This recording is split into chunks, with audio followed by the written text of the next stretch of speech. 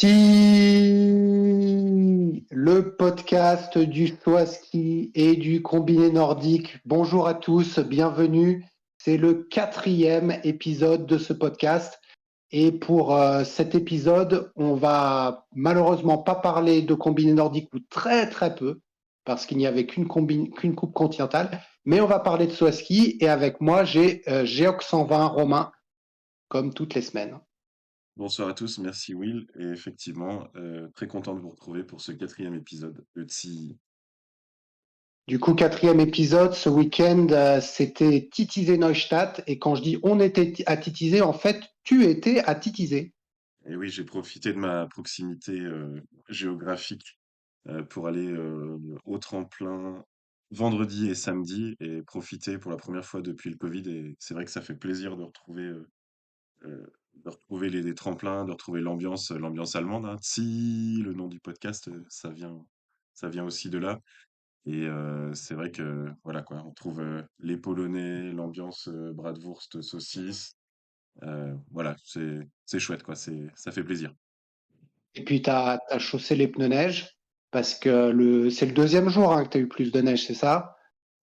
Oui voilà, vendredi, il neigeait un petit peu, c'était joli pour les photos, ça a mis un peu de blanc autour du tremplin, parce que on en avait même parlé, jusqu'à 3 jours avant, c'était pas l'hiver quoi dans la région. Donc là, c'est un pi et samedi, c'était vraiment la grosse neige tombante. On a eu de la chance, ça a pas du tout, nui aux épreuves, les soufflettes étaient en place. Et ça faisait même, voilà, c'était l'hiver plein et voilà, des bonnes sensations. En plus, le tremplin de Titisee-Neustadt, c'est un petit chaudron. C'est pas le plus gros chaudron, mais c'est un petit chaudron. Et c'est un endroit aussi où on peut aller jusqu'à très haut dans la pente. J'aimais bien me placer aux 105 mètres. C'est des grosses sensations de voir les sauteurs passer devant soi par rapport au tremplin où on peut être tout en bas, on les voit de face, c'est chouette. Et là, quand on les voit passer à hauteur juste en face de soi, c'est très très spectaculaire. Donc, un week-end qui fait plaisir et puis surtout que sportivement, c'était relevé. Ouais, enfin, franchement, les petites vidéos que tu m'as envoyées étaient super sympas là aux 105 mètres. Tu as pu prendre des selfies avec Alvor Egner et Rio Yu quand même, donc on est bien jaloux. Et puis, mine de rien, t'as pu voir pas mal de choses. Tu as vu les hommes et puis un bout de femme le samedi et des sauts assez intéressants.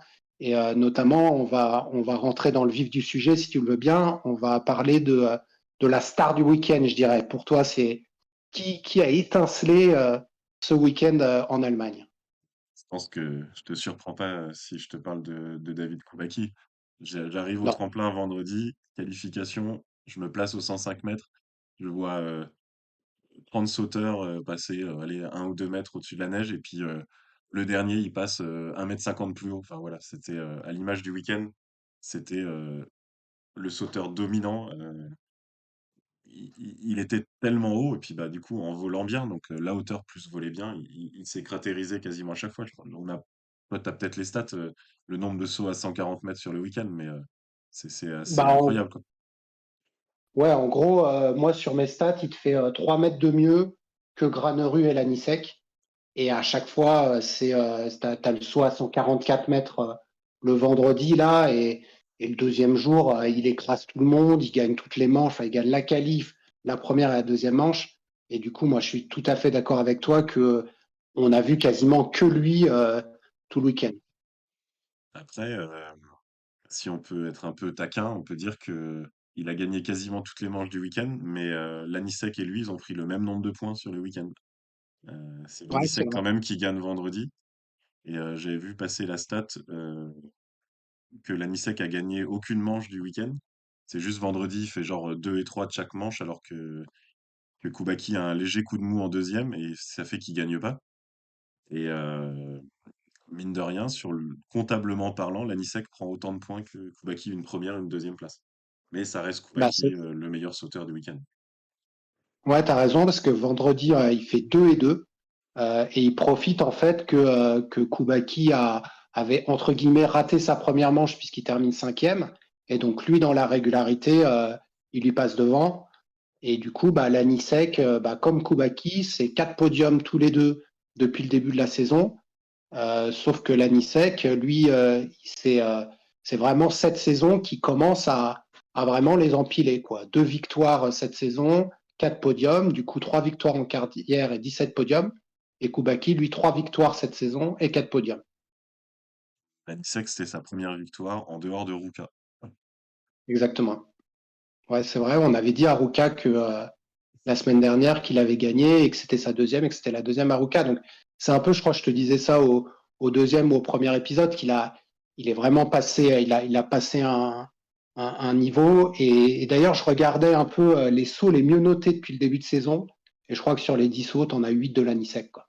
Enfin, je veux dire, il est vraiment beau dans son vol. Je dis pas que Koubaki l'est pas, hein, mais Koubaki, c'est plus une énorme impulsion à la table, avec une amplitude, comme tu dis, il est, je sais pas, moi, peut-être 2-3 mètres au-dessus des autres. Mais l'anisec, je sais pas, tu as cette fluidité là, qui est vraiment jolie. Alors moi, je préfère hein, les sauts comme ça plutôt que le truc à la table. Mais c'est vrai il est impressionnant sur cette saison. Quelques photos, justement aux 105 mètres et je partagerai dans les prochains jours sur les réseaux sociaux du podcast. Et c'est vrai que la position de l'Anisec avec enfin, ses pieds bien dans l'axe, euh, à plat la latte, hein, comme un bon Slovène, c'est magnifique, quoi. Et d'ailleurs, ils ont vraiment été au coude à coude parce que, hormis la différence de distance, si tu prends la vitesse à la table, Koubaki c'est 90,2, l'Anisec c'est 89,9, c'est plutôt serré. Et la moyenne des juges, alors je prends là toutes les notes, hein, pas que celles qui avaient été retenues pour les points. Koubaki c'est 18,95 de moyenne. C'est la meilleure moyenne depuis le début de saison. Et l'Anisec 18,83. Ouais, c'est Franchement, ouais, c'est des notes complètement faramineuses. Et donc, Koubaki, bah, avec une même vitesse à la table et disons un saut qui est plus ou moins le même, bah, lui, il a réussi à étirer son vol et du coup à faire les 5 mètres de plus. Mais vraiment, l'Anisec, il n'y a rien acheté. Et d'ailleurs, depuis le début de saison, si je reprends ses moyennes de juge, Koubaki, premier 18,71, l'Anisec, deuxième 18,61. Donc, c'est voilà, c'est les deux qui ressortent du lot, en tout cas sur la qualité du vol, et ils ont vraiment la vitesse à la table, c'est la même chose entre les deux, hein. C'est vraiment kiff-kiff, quoi. ouais, voilà, dimanche, Koubaki, il met 25 points à l'Anisec. Il a quand même atomisé la concurrence. C'est le sixième plus gros écart depuis qu'il y a le système de compensation, donc depuis 2010. C'est le sixième plus gros écart de points et c'est quasiment à 2-3 points du record si on enlève le vol à ski. Donc c'est un écart monumental, quoi. 25 points, presque 26. Ouais, il a survolé la compétition. Et en plus, on a un peu changé les compensations de Vando, mais là, sur ce dimanche, ils ont eu plus ou moins les mêmes conditions, puisqu'ils sont passés. Alors, il a eu un petit peu moins de vent, l'Anisec, lors de la deuxième manche, mais c'est pas ça qui fait la différence. Et c'est vrai que là, l'écart, il est monstrueux. D'ailleurs, tu voyais la ligne verte. Le Ouais. gars, il se télescope largement plus loin. Et il y avait pas de suspense, hein. Quand j'ai vu qu'il devait faire 130 pour gagner, c'était dans la poche. Donc, hormis ces deux, je dirais, extraterrestres, même s'il y en avait un qui était plus élevé, est-ce que tu as quelques satisfactions ou des sauteurs qui continuent sur leur lancée? J'imagine que tu vas me dire au moins un des deux qui a fait podium. Ah, je pensais plus à un tout petit peu plus loin. Enfin oui, justement, oui, tu as raison, Geiger, qu'on retrouve, justement, il fait partie de ceux qui ont redécouvert le podium ce week-end et cinquième dimanche.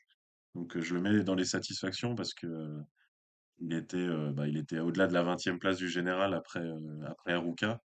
Et là, il s'est hissé au 7e rang grâce à ses performances du week-end. Et puis, je- surtout, ça s'est ressenti au tremplin, un plaisir de voler et des performances, quoi. Il était très souriant.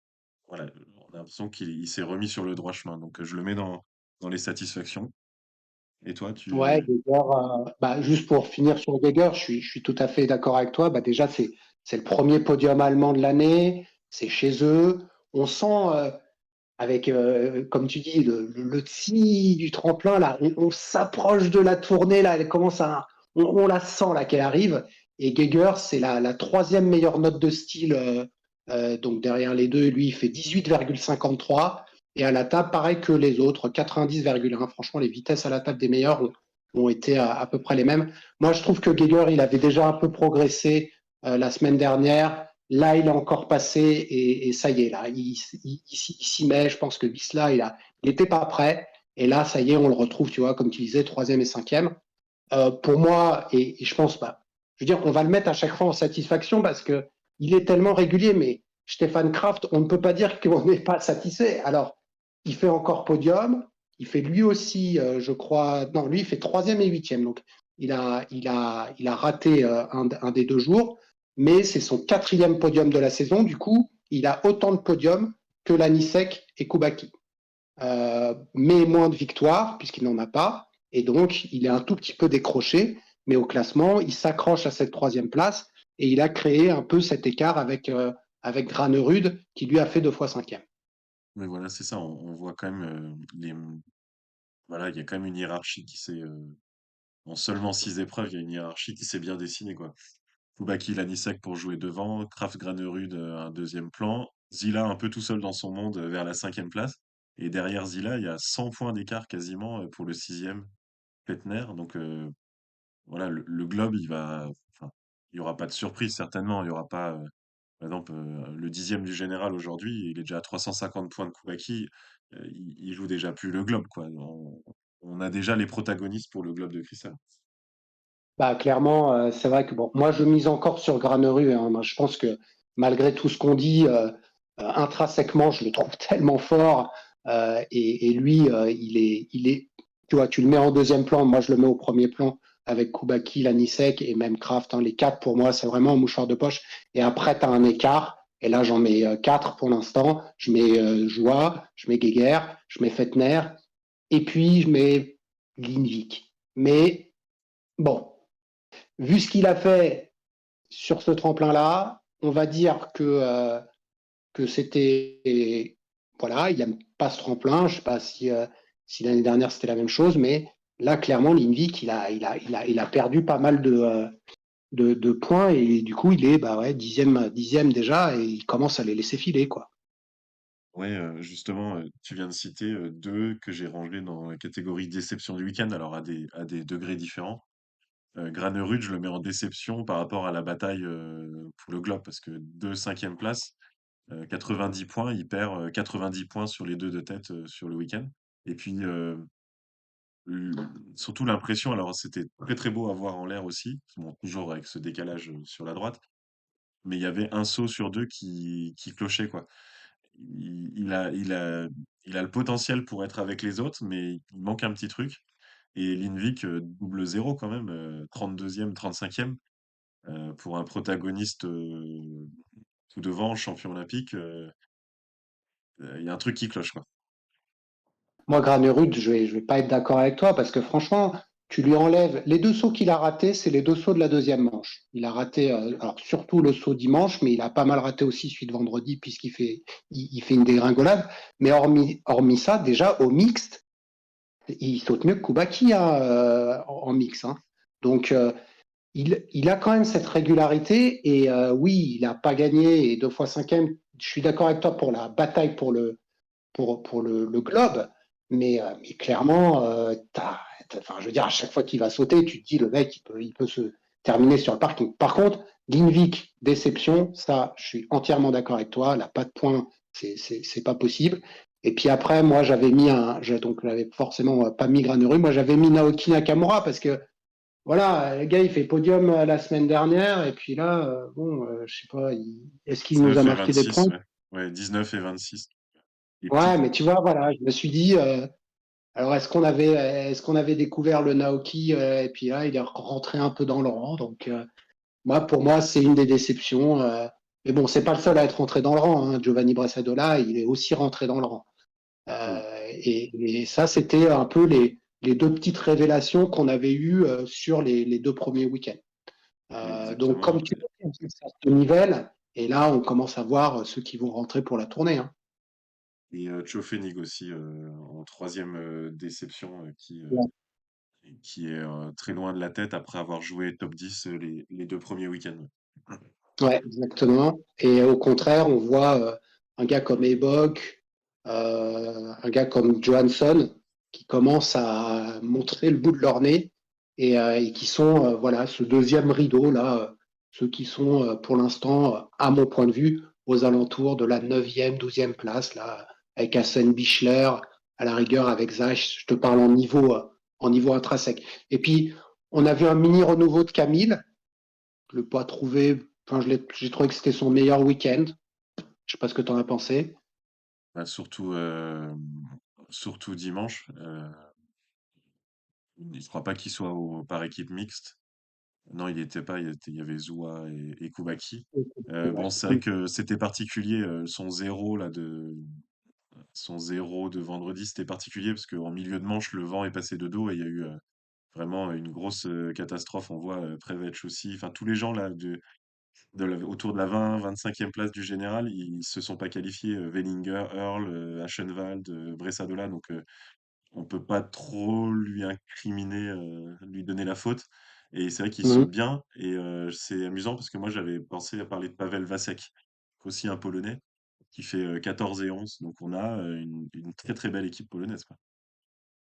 Bah ouais, non, et c'est vrai que de les voir ailleurs que sur leur tremplin à eux, on sent que Tourne-Bichler a vraiment apporté quelque chose de nouveau. Tu vois, l'année dernière, on les trouvait un peu en baisse. Mais bon, au-delà de. Bon, disons que Stor est un peu revenu. On a Joua, Koubaki, et je suis d'accord que Vasek, il est au niveau.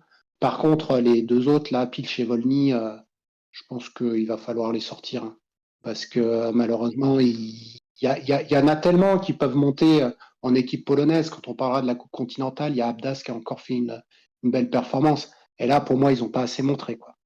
Ouais, si on veut être un peu ironique, on peut demander même lequel il va sortir pour remplacer, Oui. pour faire rentrer Abdas, parce que là, Ilch, Snisol, Volny, c'est dur dur. Donc voilà, il y a de la place pour Moi, je sors Pilch direct, hein. Pour moi, clairement, c'est lui qui sort. Après, c'est Volny. Schnitzel, bon, il n'a jamais été génial, mais il est un poil meilleur qu'eux.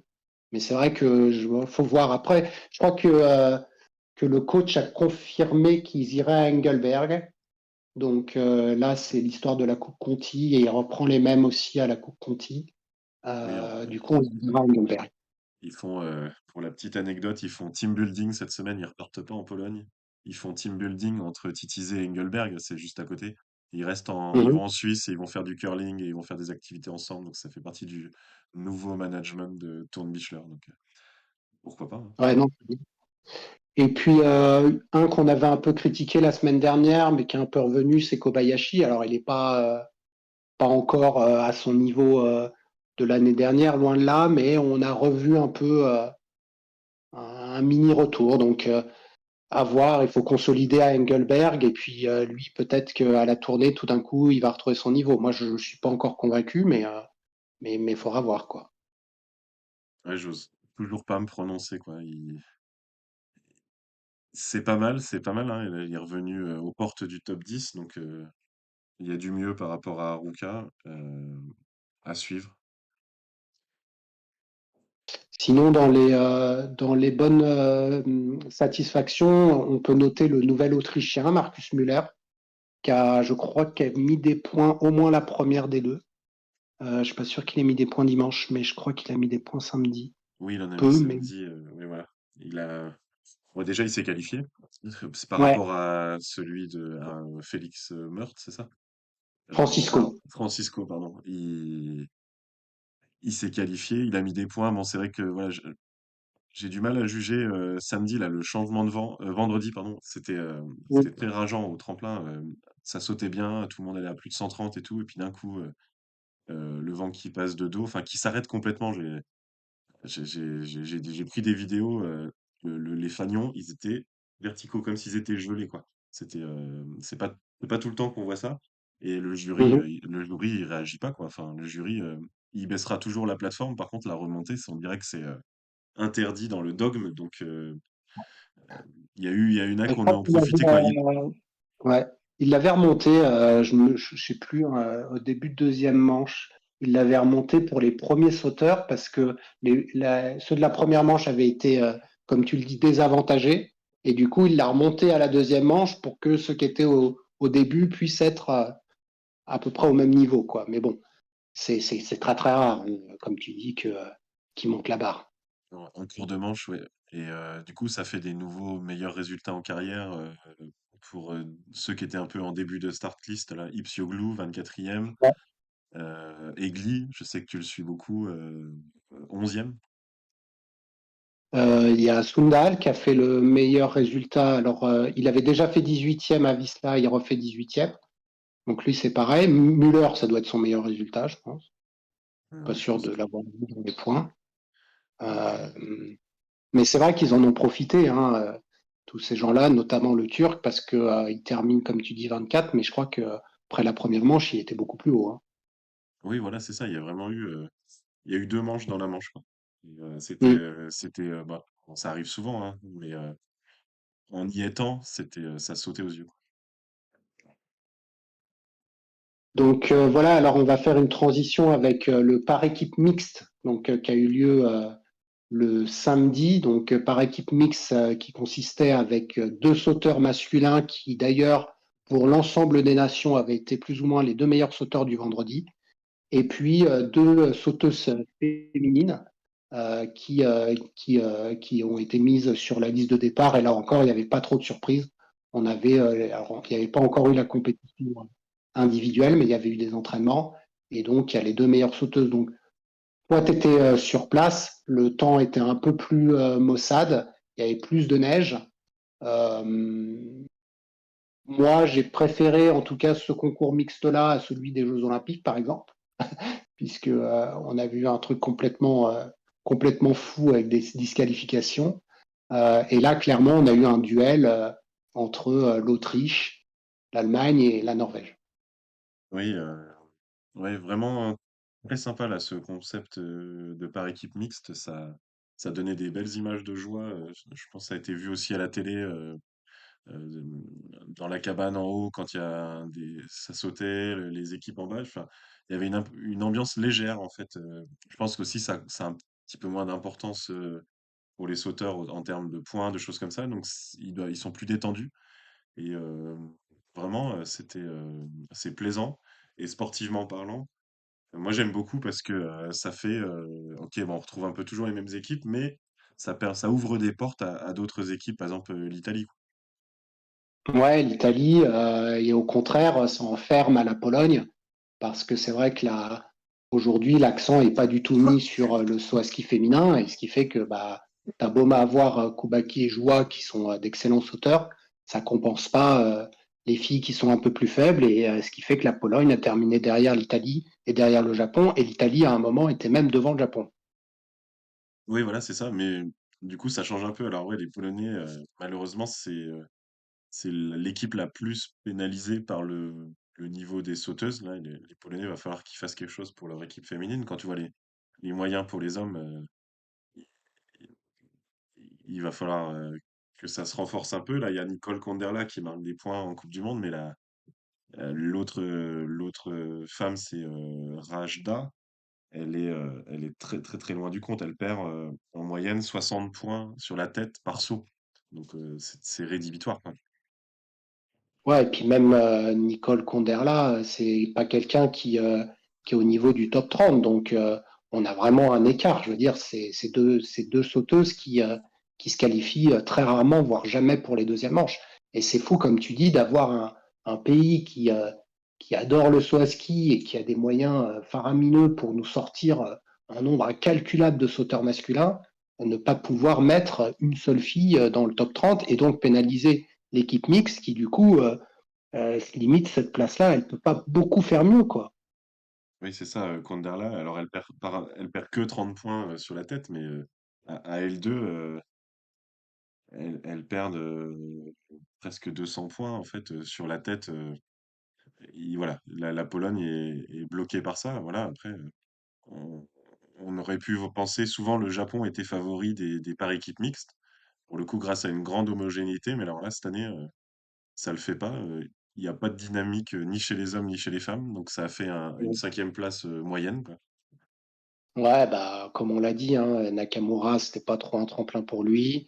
Les filles, on en parlera plus tard, mais en effet, Takanashi n'est pas au niveau attendu, Kobayashi non plus, donc limite c'est un moindre mal là de terminer cinquième.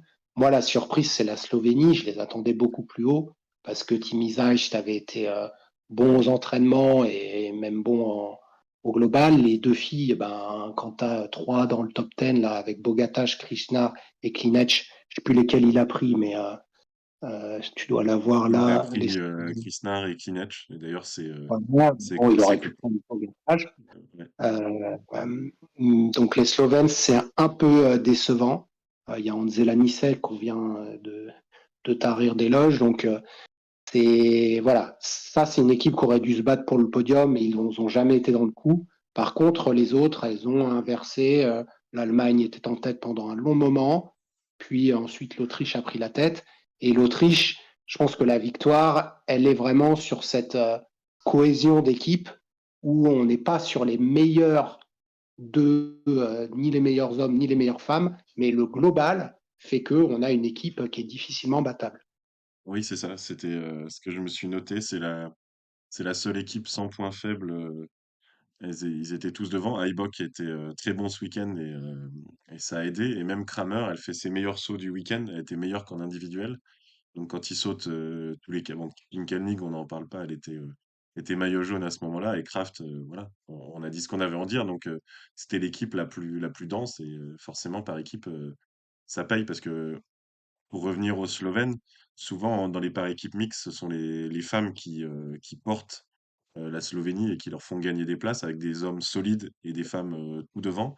Donc là, on a vu ce week-end quand les femmes sont, on va dire, solides, mais sans plus, là, ça suffisait plus. Donc ça fait quatrième place. Et pour moi, dans les deux équipes, les deux autres équipes du podium, il y avait un petit point faible. Par exemple, à la Norvège, c'était clairement Egli, donc qui avait gagné sa place vendredi en étant le deuxième norvégien. Mais là, sur le par équipe, était assez moyen, quoi. Ouais, non, là, c'est vrai que j'aurais, je l'aurais pas forcément mis, j'aurais plutôt mis Robert Johansson, mais après, il y a dû y avoir une raison parce que Johansson était meilleur. Voilà, le choix est discutable. Par contre, chez les filles, là, c'est normal. Obstedt et Ström, elles avaient été très, très bonnes la semaine d'avant. Mais voilà, il suffit d'un point faible, en fait, pour que, comme tu le dises, ben, tu termines. C'est tellement serré que si les quatre sont pas au taquet, on a ce résultat-là. Mais bon, la Norvège aura l'occasion. Il y a un vivier pour que déjà ils gagnent des mix, mais surtout qu'ils soient en position pour aussi gagner des team events chez les garçons. Ça Je nous pense fait que une bonne. Ouais, vas-y. oui, non, je pense que toutes les équipes ont fait pareil pour les hommes. C'était les deux premiers de l'épreuve de vendredi. Ça ressort parce que Mmh. c'était aussi Schmid en Allemagne, alors que c'est pas le meilleur bon, et Geiger, et que c'est pas le meilleur au général. Schmid, il y a Paschke et Lanisek, pardon, et Eisenbichler qui sont devant lui. Et pourtant, c'était lui dans le par équipe mixte. Donc voilà, il y a une règle dans les équipes non imposée, hein, mais une règle de les deux premiers de vendredi chez les hommes vont dans l'équipe mixte, peut-être pour éviter des débats et des tensions dans l'équipe, hein. Je pense que c'est aussi du management. Euh, Ouais, ouais, non, mais ça a affaibli, pour moi, ça a affaibli la Norvège et l'Allemagne. bah, pareil, moi en Allemagne, pour moi, Eisenbichler avait plus sa place que Schmidt, mais je suis d'accord avec toi que comme la veille, il avait été bon, et puis ça le récompense un peu. C'est vrai que Constantin Schmidt, d'ailleurs, il n'avait pas eu un super bon début de saison. Là, il est revenu, et du coup, bah, ça le remotive, et puis ça fait que l'équipe d'Allemagne, elle sort de titiller avec une victoire pardon, un podium chez les hommes, un podium en mixte. Et je pense que ça nous fait une bonne transition parce que chez les femmes, il y en a une qui domine tout et elle est allemande. Magnifique transition, effectivement. Là, c'était le week-end. Alors, on a eu Koubaki chez les hommes et la sauteuse du week-end, c'était Katharina Althaus chez les femmes. Donc, elle domine. En fait, elle a dominé toutes les manches de compétition du week-end. La qualif individuelle, les 2 manches, du saut de dimanche et les 2 manches de son groupe, dans le par équipe mixte. Donc voilà. La femme du week-end, c'est Althaus et elle est récompensée par, le dossard jaune, hein. On pensait quand même Pielketnik très bien parti avec, avec ses 4 podiums consécutifs et il a suffi d'une toute petite contre-performance, une septième place, pour perdre son dossard jaune.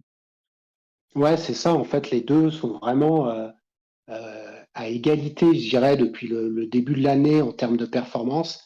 Et là, c'est la septième place de Pilkening qui fait que Altaos prend le maillot. Mais comme tu dis, je pense que sur ce week-end, c'est mérité. Il y a vraiment une classe d'écart par rapport aux autres. Elle était chez elle. C'est son troisième podium de la saison. Elle gagne pour la deuxième fois de la saison.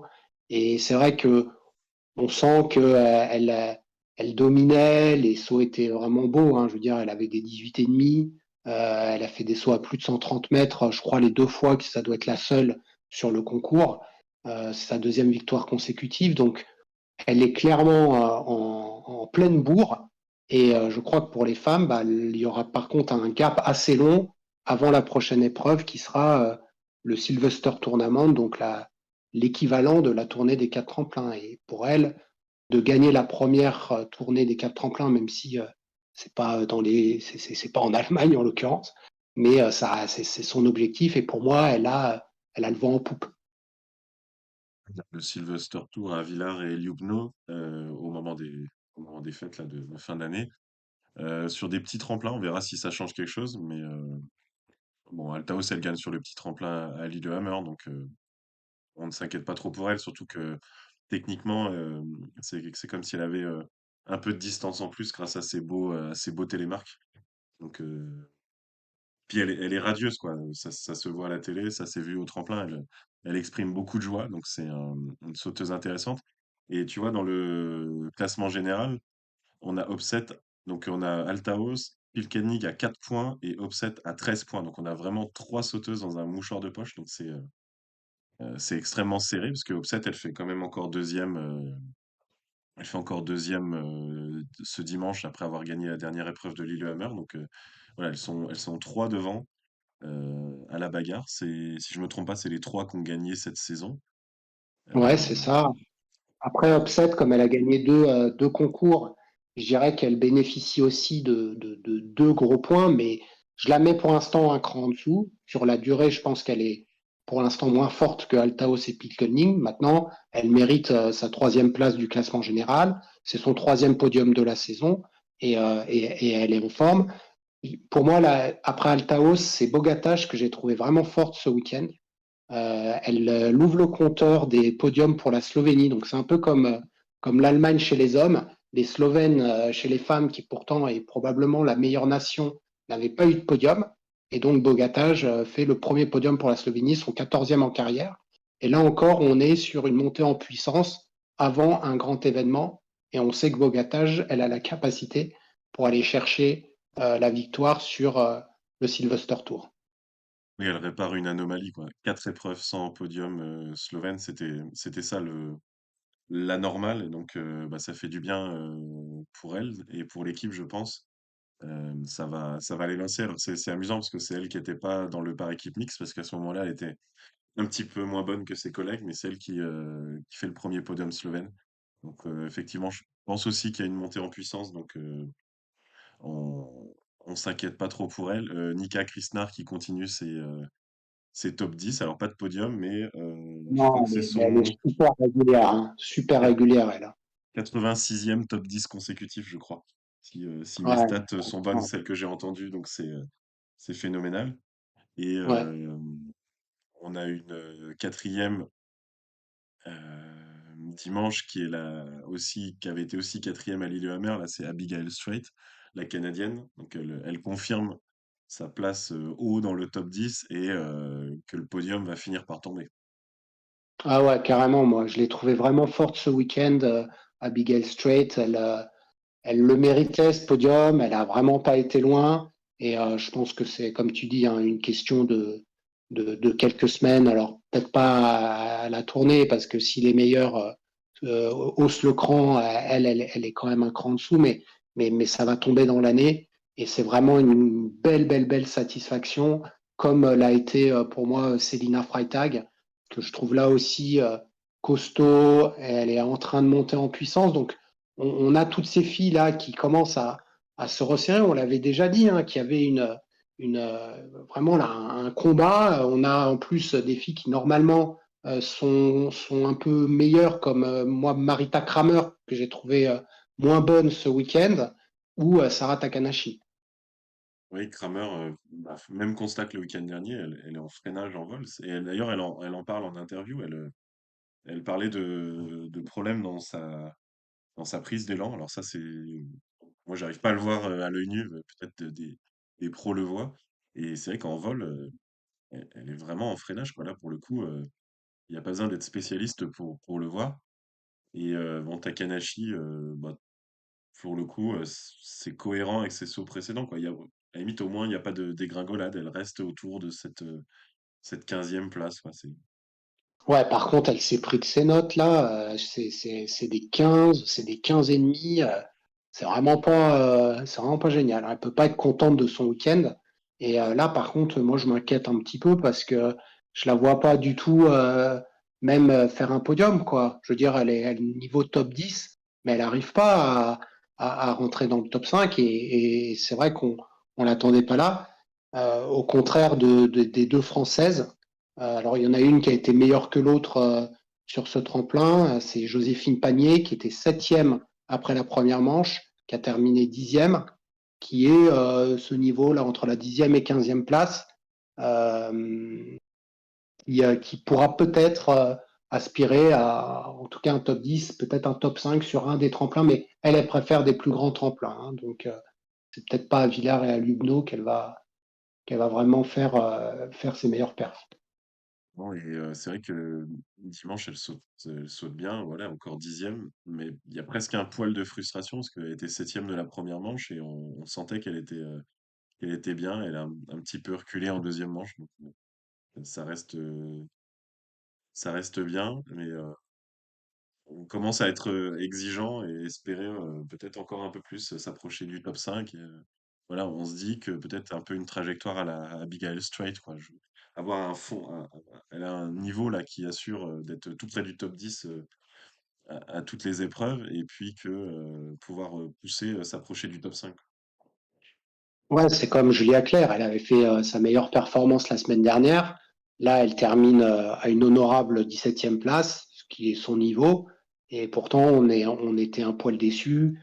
Mais c'est comme tu dis, on devient un peu exigeant. Et c'est vrai on est tellement un peu frustré du niveau des garçons que là, on a deux filles qui sont dans le top 20 et qu'on en veut plus. Mais elles ont encore le temps de progresser.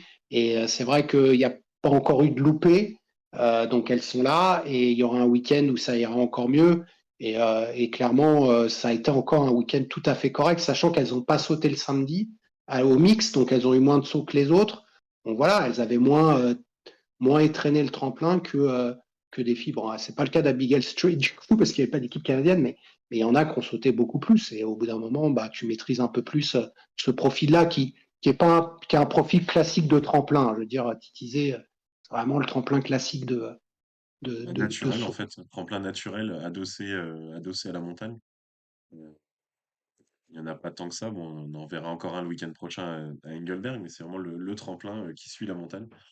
Et ouais, puis voilà, et puis la confiance, par exemple, Célina Freitag, voilà, elle participe au podium allemand le samedi, et puis bah, entre guillemets, comme par hasard, le dimanche, elle fait sa meilleure perf en carrière en faisant cinquième, avec voilà, l'ambiance, maîtriser le timing, maîtriser euh, tout ce qu'il y a autour, avec l'enthousiasme. Donc, il y avait clairement cet effet positif, quoi.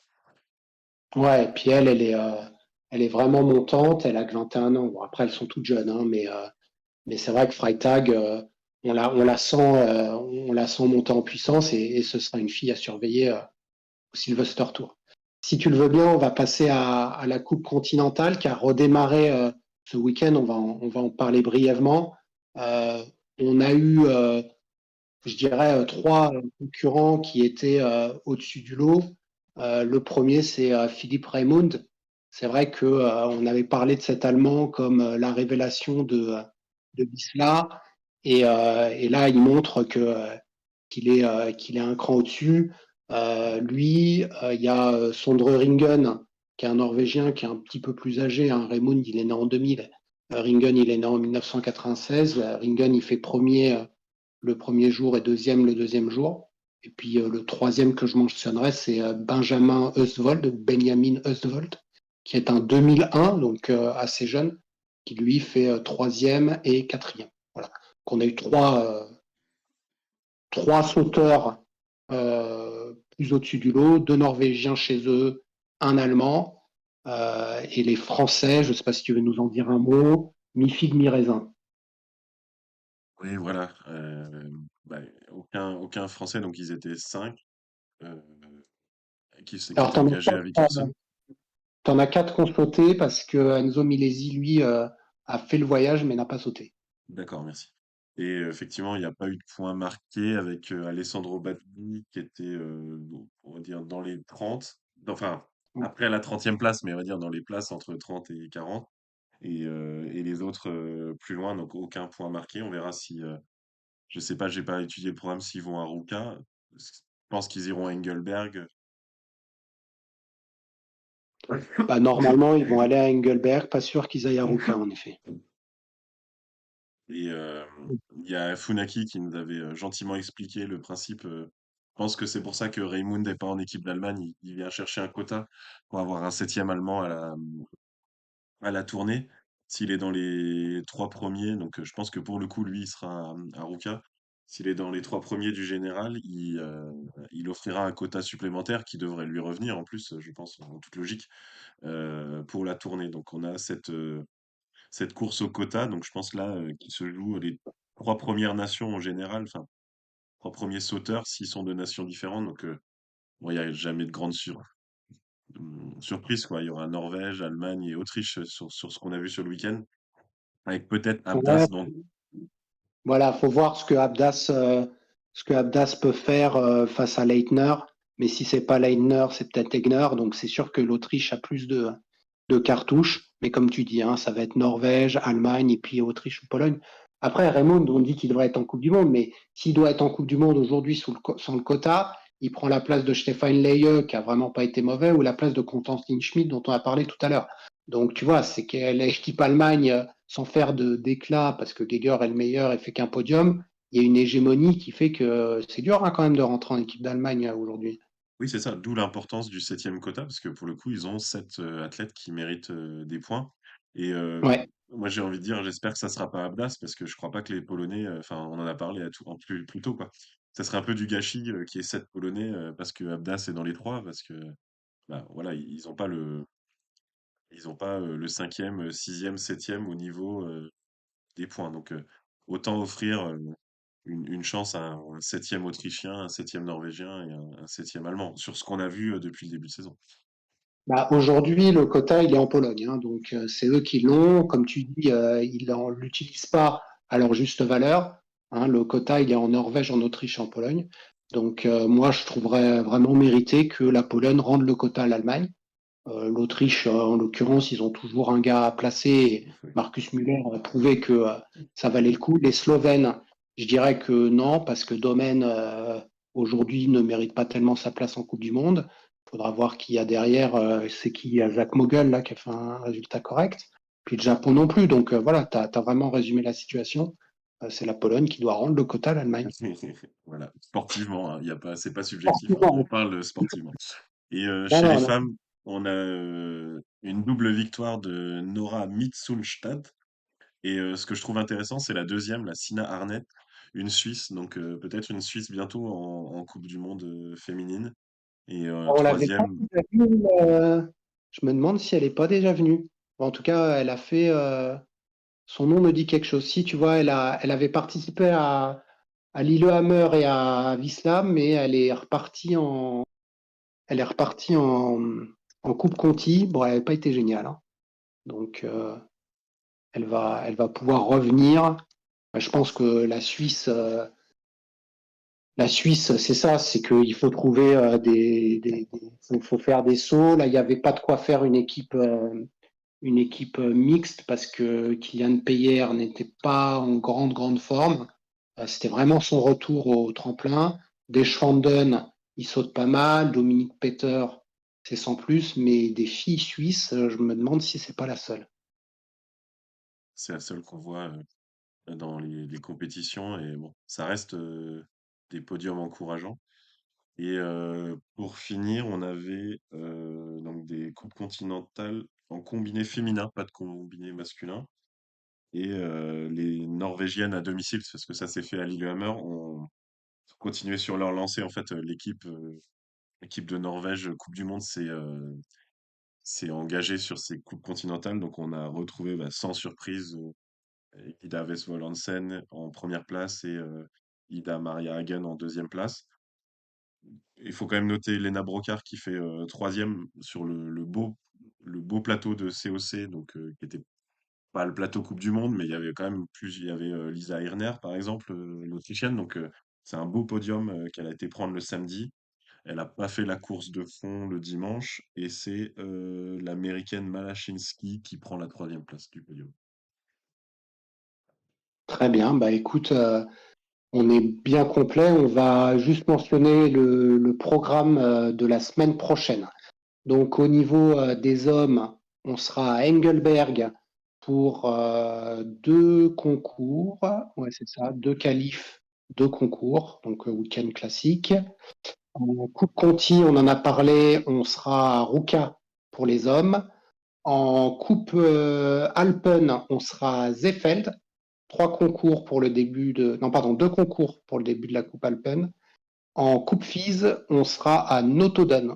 Notoden, c'est un HS 98. Et les femmes seront en Coupe continentale à Notoden. Donc il n'y aura pas de femmes en Coupe du Monde, puisqu'on l'a dit, ce sera le Sylvester Tournament. Par contre, elles seront à Notoden avec les jeunes de la Coupe FIS. Et je crois qu'il y a du combiné, non? Oui, il y a du combiné, l'étape classique avant Noël à Ramsau avec deux Gundersen masculins et deux Gundersen féminins. Donc un week-end classique et il va y avoir de quoi parler le prochain podcast, l'épisode 5. Et je pense que pour la première fois, vu le programme, on pourra envisager de scinder en deux épisodes. Ouais, parce que là, on va être complet. Et puis, n'hésitez pas pour prendre, en tout cas, prendre vos billets pour le combiné nordique à Chaux-Neuve. Ça aura lieu le week-end du 20 et 21 janvier. Donc, il y a deux, pardon, c'est le 21 et le 22 janvier. Il y a, alors, c'est pas un triple, hein, on retrouve Chaux-Neuve classique avec deux Gundersen. Et donc, les places sont à vendre sur le site de la Coupe du Monde à Chaux-Neuve. On y sera pour nous rencontrer en vrai si vous voulez, on y sera. Voilà, merci beaucoup en tout cas pour ceux qui étaient en ligne et puis n'hésitez pas à écouter le replay. Merci beaucoup. Comme d'habitude, je posterai le podcast sur nos différents réseaux. N'hésitez pas à le partager autour de vous s'il vous a plu, à nous faire part de vos retours et on vous retrouve la semaine prochaine pour le cinquième épisode de Tsi, le podcast du saut à ski et combiné nordique.